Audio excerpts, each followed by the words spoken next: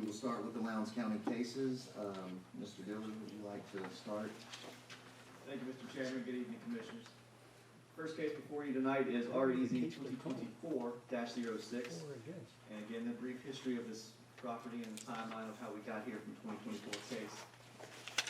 This property was purchased in 2022 by the Bud Company. We have a little history there of its history and flood hazard and the commercial zoning and how it came to be in its current shape. This case began approximately January of 24 with a code enforcement case, which led to a TRC meeting, and then an application in March of 24, where staff has asked for additional information regarding the wetlands on the property as well as some of the floodplains, which you'll see later on in the presentation. Again, timelines were given, still waiting on those updated pieces of information from the applicant and their representatives.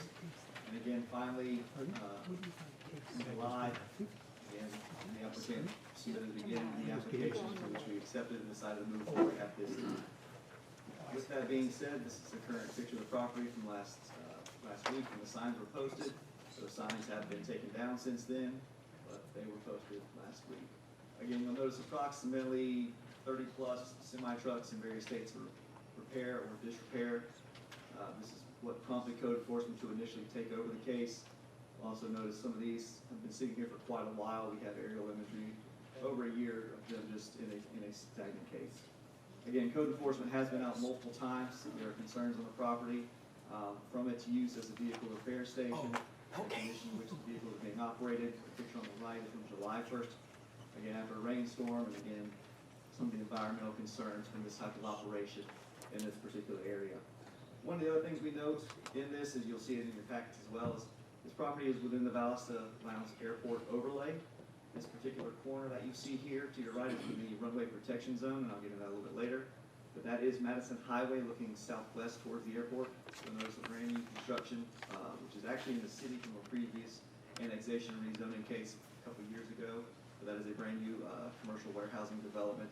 And there's approximately a 3 to 4 foot drop from Madison Highway to this proposed entrance right here off of Horace Avenue, which you see. You'll also note that it is unpaved and a county maintained surface. That comes back to speak to one of the conditions later on the staff has proposed. You'll also notice here that this is a shed that was not permitted by the county. It was placed on the building. This also has an unpermitted well and septic use, as well as an unpermitted electrical service, which staff is still trying to track down how that came to be. But with that being said, you'll note the property here is approximately 3 acres in total, with the center line being wet swamp.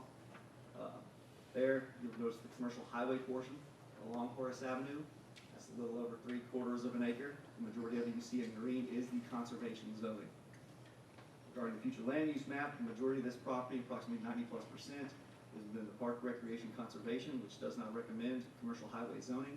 However, the small sliver you see along Madison is in the Community Activity Center, which does. So again, slightly with the map recommending for it. This is the 2008 flood maps and wetland maps. You'll notice that Horace Avenue is covered by this map, indicating the floodplain does cover Horace Avenue at times. You'll also notice the hatched area being wetlands, and the blue outline there being a pond for the National Wetland Inventory. This is the 2021 flood maps. These have not been approved or adopted yet, but they are here just as a reference to speak that the floodplain has not changed significantly on this property, and again, speaking to some of the staff's proposed conditions. Here is the flood map. You'll also notice the hatched area there is a floodway, which has special sign considerations. And again, we'll speak to some of those conditions moving forward. But again, with the Valdosta Lowndes Airport, you'll notice the runway protection zone there in the kind of peach color at the angle. You'll also notice the noise contours in the purplish color, horizontal approach and transition zones extending obviously out. But again, this property's proximity to the main airport road there does provide limitations already addressed in the ULDC. Now, we do know that there has been some sort of land disturbing activity on this property. Again, just speaking to some of staff's conditions and recommendations, you'll notice in 2017, the existing pond there. And then in 2020, it looks as though a previous owner has begun to fill in these wetlands, which is why when we get to 2025, that pond is no longer in existence, and why staff has concerns about changing the conservation zoning lines moving forward. In 2024, this was submitted as part of the package. You'll notice it showed 1.7 acres there hatched to be rezoned to commercial highway zoning. Those flagged wetlands are there. They were asked to be submitted to the court and approved. They have not been as of this morning when we checked with the Corps. And then the 2025 map that was submitted shows 1.1 acres, more or less. One of staff's conditions that you'll read later on in the report talks about adding a 55-foot buffer off the existing wetland lines, which would essentially potentially give them half acre more of commercial highway, bringing the total on the property to just over 1.3 acres, if approved by the commission. But if that 1.3 would be there, again, the majority of the operation would still be in the conservation zone, which does not allow the vehicle repair usage.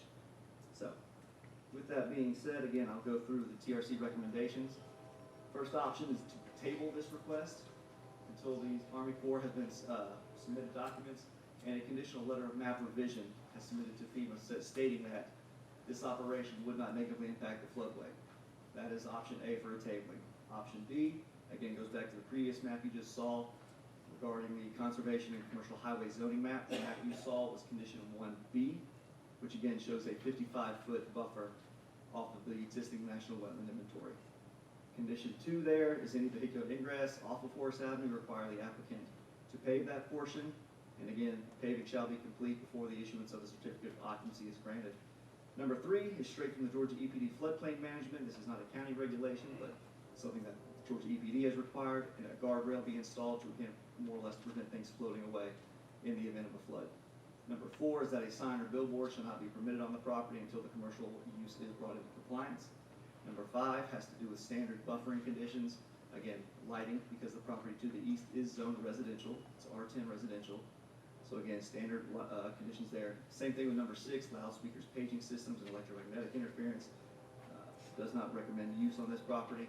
And condition number 7, these are a list, not exactly exclusive, but generally aimed at limiting the amount of persons or animals or things that might interfere with Valdosta Airport overlay standards for uses. So that's what number 7 condition is labeled at. The third option, again, is to recommend denial of the request. But that is where staff stands today. Be happy to answer any questions. Any questions for staff? You mentioned that the sign was taken down. Why was the sign taken down? The sign has not been taken down. There's still an abandoned sign on the property. No, I think he's I'm talking about The rezoning the sign? public notice. the public notice sign is what I'm talking about. Don't know who or why it was taken down. Okay, so you put it up and then it I was put it taken up. down. Oh, that's what I'm saying. Yes, sir. So, no, I'm sorry, go ahead, Tom. I got a question. I'm sitting here listening to this. If it's in a flood zone, why are we even hearing the case on it? Because you can't build in flood, you're not supposed to build in flood zone, and it's going to be hazardous to the environment. From what I see on here, I mean, maybe I don't understand. Maybe you can help me a little bit here. There are special conditions in which you can build in it. It does require additional letters of engineering and special design standards, so it is technically possible. But again, staff has not received documentation that this operation would meet those standards in order to move forward with it. So technically it is an option, but it's again up to the developer. And I think the applicant's view is that this red portion here would actually be usable, but they haven't proven that that is not in the floodplain at this point. Correct. And has the Corps of Engineers their in on this? They've been brought in on this already? County staff has made them aware and asked about any inquiries on the property for the filling in of those wetlands you saw or any determinations by the applicant to move the conservation line, and they have not received any sort of application. Do we know what the ramifications of filling in that pond, as far as flooding goes? That would be why we wanted the Army Corps and the EPD to weigh in on that. JD, thank you for that presentation, and you also did a great job during our work session. But help me remember, is it true that as of our work session, and has it changed since then, that the occupant is not in compliance with the current zoning? Correct. Commercial highway zoning does allow for a vehicle repair shop. Right. But as you saw on some of the previous slides, the majority of the operations taking place in the conservation zoning, which does not allow the use. Yeah, I was trying to remember, you said something about the number of vehicles and the placement of vehicles on the property was out of compliance with even the current zoning. Correct. It's not, it can be in the red zone, right? Correct. It can be in the red in the bottom right-hand Right. corner. But they're not there now, though, are they? Correct. No, they are in the conservation zoning. And again, this is where staff's They're out of condition. compliance at this time. Correct. Candies or one thing, but, Correct. all right, thank you. So one, the vehicles are not in the approved zone. Two, if we were to approve the expansion of the zone, the vehicles are still outside of that zone. Yes, sir. And we have a situation where, the landowner has gone in, or a landowner at some point in time has gone in and filled in what was once a wetland on the property without the approval, the county, the Corps of Engineers, nor the county's, knowledge. Correct. We have no record of permit for any issuance of wetland disturbance on this property. If we table this, it will still, the Army Corps of Engineers still gonna come in, right? If we ask them. Again, we're still waiting on the applicant to provide that information to us to submit to the Corps. Either they can submit it directly to the Corps through their design professional, or they can submit proof to the county that they have gotten approval from the Corps of Engineers. And, I'm sorry, but just to clarify, you put a picture of the shed up. What did you say about the shed again, that it was not? It was not electricity permitted. in the well was not permitted? Correct. The placement of the shed was not permitted through the county. The electricity to the shed was not permitted. The use of well and septic on the property was not permitted. It was just done. Any further questions for staff? Judy, has there been any opposition from any of the residents around that area at all? No, sir, this would be the first opportunity for them to publicly come and speak to it. Our office has not been contacted, but again, I'll go out and repost those signs again to make sure they're aware. But certified letters were sent to adjoining property owners, but that's in the hands of the mail service, so hopefully they should have gotten in time.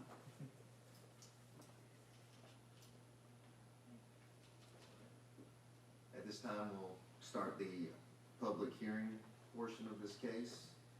Is there anyone that would like to speak in support of this case? Step on up, sir. Please state your name and address.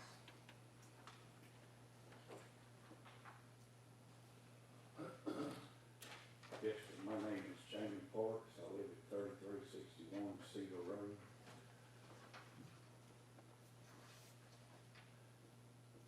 On this particular property, we're not asking to rezone the wetlands. We're just asking for zoning for what we should be approved for. As far as the pond, he's already admitted that's before us. I don't know who done the pond. All we wanna do is build this man a building so he can get those trucks off of those wetlands and get a license to work. That's all we're asking. We're not asking to move lines. We don't wanna move the wetlands. We just want the zoning for what we should have. You just wanna get into the red zone. Yes, ma'am. We're not asking for rezoning from the Army Corps. Okay. So all of this that's in the bottom left, you wanna get moved down to the bottom right. Yes, ma'am. Is there room for all of that? Well, he may have to get rid of some stuff, but we'll make him comply. But he needs a building to work in. And y'all are okay with having to pave the road down to where the entrance would be? Sure.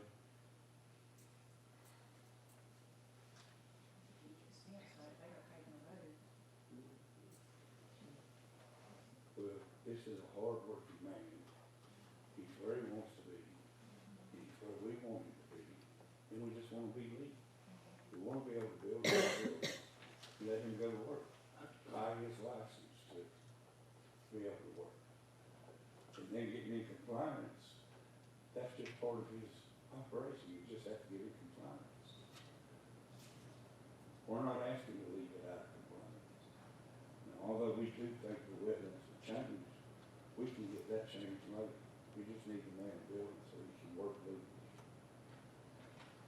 Like I said, the pond, that was before us. I don't know who the Corps filled it up.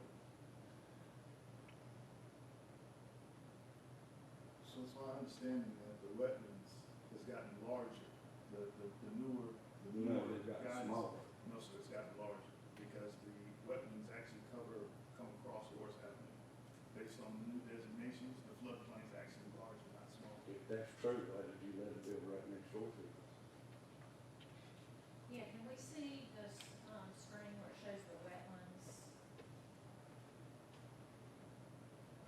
Those trucks, you see the picture, not in the water, and not the, So this is just the flood map. That's not actually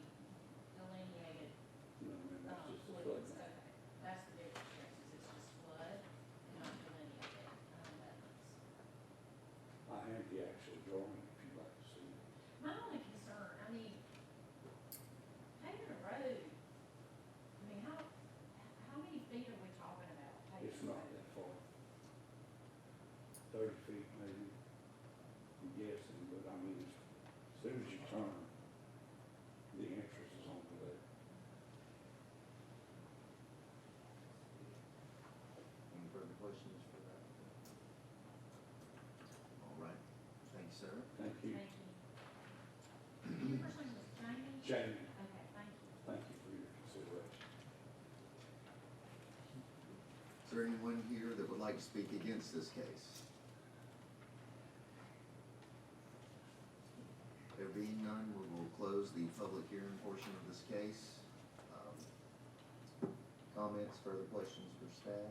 I have one further question for staff, Mr. Chairman. Yes, sir. If this request was denied, would the applicant or the current occupant still be able to do business there as long as he got into compliance with current zoning?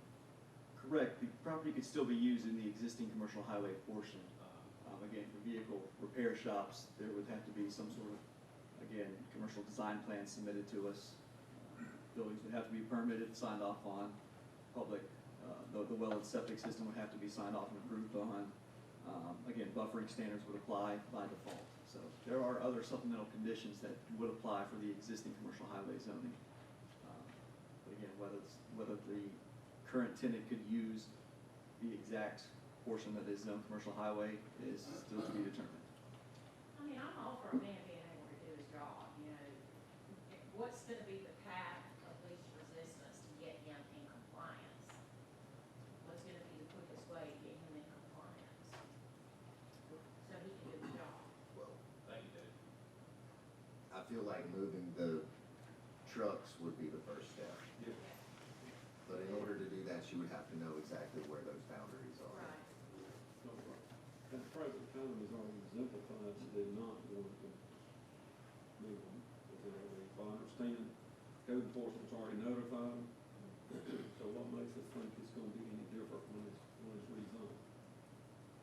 And I agree with you, but you're dealing with a floodplain and non-compliance like it is. My opinion, it should be brought into compliance before we even need to hear something. But, that's my opinion. And is there an assurance that we can put in place that keeps him in compliance? Like, how do we not just kind of eventually grow back into that area?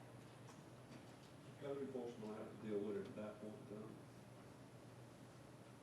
And my question is there a certain amount of vehicles or trucks?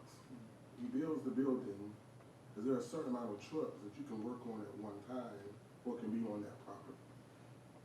Vehicle repair shop standards allow up to 10 vehicles to be repaired and sold, and no more than one inoperable or junk vehicle per 350 square feet of building. And I do not believe this is a 350 square foot building, so therefore all the junk vehicles would have to be removed just to be in compliance with the standards as they are today. So again, from my understanding, there is space currently available that the vehicles could be moved to, that the structure could in turn be placed for the business to be able to be operational. So that, it already exists. That's correct. Okay.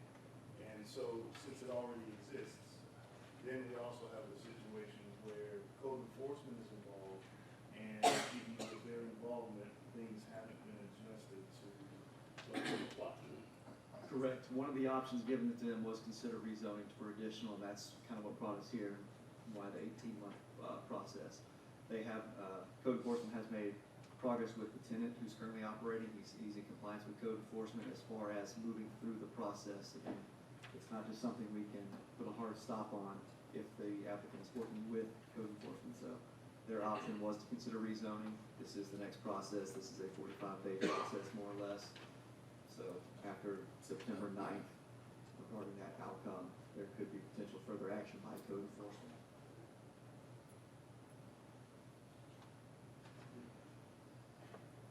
Anything further? All right. At this point, we will entertain a motion. regarding REZ 2024-06. I may have trouble with the language here, JD, you can help me, but a request to move existing boundaries from CON and C-H to new boundaries within CON and C-H. Is that correct, Morris? More or less, yes, sir. Okay. I make a motion to deny. Second. Okay, second by Lewis. All in favor? That's 6, and all opposed? Thank you. All right, for our next case, Judy,